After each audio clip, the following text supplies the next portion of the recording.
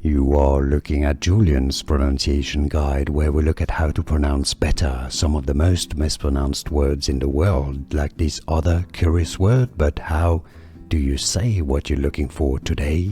We are looking at how to pronounce these brand name. Wine brand name from Italy. We'll be looking at how to say more brand names that many get confused by, so make sure to stay tuned to the channel. So how do you say it? Well, the confusing thing is that in English, in commercials, the brand says it as Stella Rosa, with an S sound to Rosa. But in Italian, this would be said as Stella Rosa, with a Z sound there. So yeah, whichever way you prefer.